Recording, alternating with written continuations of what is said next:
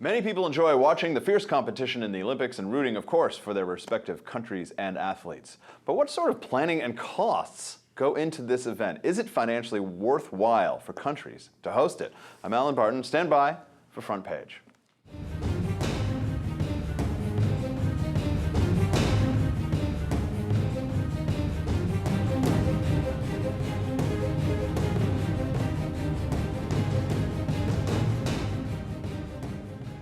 Joining me in studio, Doug Altner, analyst and instructor at the Ayn Rand Center for Individual Rights, and Terry Jones, associate editor for Investors Business Daily. Terry, the Olympics are set to cost the City of London a mere $15 billion.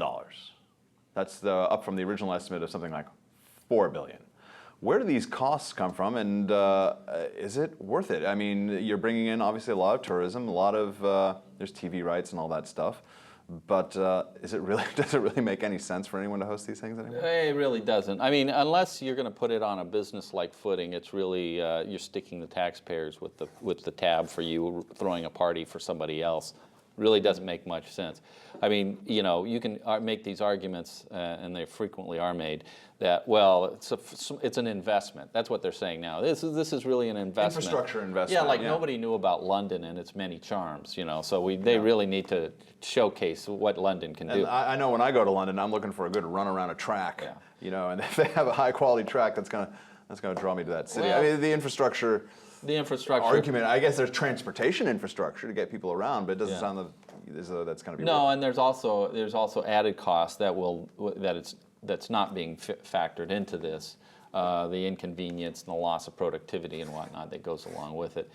You know, so you know when they actually total up the actual cost, it'll be more like $20 billion, and the taxpayers of Britain will be stuck with the tab, and they're going to find out that they got to pay it. Mm-hmm. Doug, what do you think on this? You know, should cities be paying for this? Who should be paying for it? Well, I agree with Terry that I think the Olympics is obviously enormous value for many people, but it should be funded like a business. Let it be paid for through ticket sales, through advertising, through sponsorships. That way, to people who really enjoy the Olympics, who are really excited to watch it, can pay for it through these means. And the people who don't watch the Olympics or would much rather have the money to spend on their business or to be able to afford to move into a safer neighborhood don't have to have some of their money taken away from them to finance the Olympics.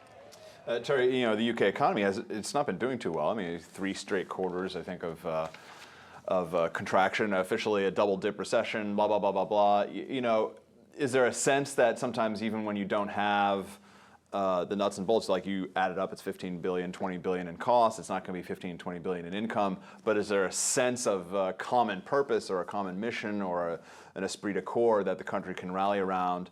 Is there any value to that in the sense of the country going, hey, we did this and we did this well, and the whole world is coming to see it, and that can help change the psyche of it in a way? I rather doubt it. I mean, you know, typically these things have a short-term, you know, bounce, and they'll make some money from it in the near term. They'll have money coming in, tourist money that probably wouldn't have been coming in otherwise. But that's it. I mean, you know, you look at this. It's very sad to watch this, because there was a business model that worked in the 1984 Olympics in Los Angeles. Peter Ueberroth took something. The city was broke. We were just coming out of a recession. And he said, I'm going to do this and make it run like a business. We're going to sell advertising. People were outraged at this. Oh, you're going to sell advertising? It's like it was a sacred event. Mm-hmm. But he did, and he made a ton of money off of it. And Los Angeles is still benefiting from that. And that's the model they should all be planning to have when they run the Olympics. Is they should have it on a business-like basis. And if it doesn't pay for itself, they shouldn't have it. All right, controversy has been stirred up around the U.S. Olympic outfits, which were apparently manufactured in China. Let's see what Harry Reid had to say about the subject. I think the Olympic Committee should be ashamed of themselves. I think they should be embarrassed. I think they should take all the uniforms, put them in a big pile, and burn them and start all over again. If they have to wear nothing but a singlet that says USA on it, painted by hand, that's what they should wear. We have people in America in the textile industry. We have people in the textile industry who are desperate for jobs, and I think what the Olympic Committee done is absolutely wrong. All right, Doug, tempest in a teapot or something important here? What's going on? I don't think this is important, what Harry Reid is talking about. I think this is just part of the broader debate of the disdain for the practice of offshoring that's going on in America. But think about why companies create jobs. They create jobs to help them make money, and if a textile manufacturer, like a company like Ralph Lauren, decides they can cut its labor costs by 90% by outsourcing, does it really make a difference if they're outsourcing down the block, if they're outsourcing in another state, or even outsourcing overseas? I don't think it makes any difference whatsoever. The company is just doing this to make money, and we have to recognize I saw that. a stand-up comedian, I guess he just passed away this week, the guy who impersonated Obama, but he also did Bush, too. Remarkably talented guy. He was talking about, he's being Obama, he's saying that manufacturing has increased under his administration. He goes, you know the little tags that say made in China? We make those. Terry, I mean, going to this particular issue, since 1990, domestic employment in the apparel sector obviously has gone way down. I would imagine both for matters of technology and foreign labor costs. What's going on there? And obviously put your 2 cents in on Harry Reid's little hissy fit there. Yeah, you're right. Both of those are the cause. Both technology and lower labor costs overseas, and it makes no sense whatsoever to have an American doing this, trying to pay them $8 or $9 an hour and jacking up the cost of all apparel for all Americans, rather than having somebody overseas who will work for $1 or $2 an hour to do the same job. It just makes no economic sense whatsoever, and it's not heartless and it's not cruel, because those people would have no jobs if we didn't offshore them.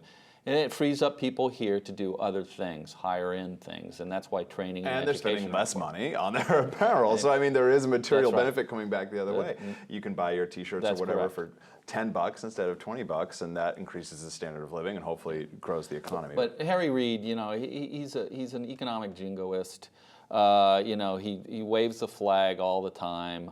But the fact of the matter is, any person in America today, if they look in their closet, they have foreign-made things. If they drive a car, they're driving something with foreign-made components. If they're watching TV, chances are good it was made someplace Sometimes else. they're driving a foreign car that was assembled in the United States with American labor, and sometimes they're driving an American car that has foreign parts all throughout it. It's very so the confusing. idea, that you can identify one thing and go like, we're being patriotic by buying this, that, or the other. It's a little tough. All right, guys, good discussion. For Terry and Doug, I'm Allen Barton, and you've been watching Front Page.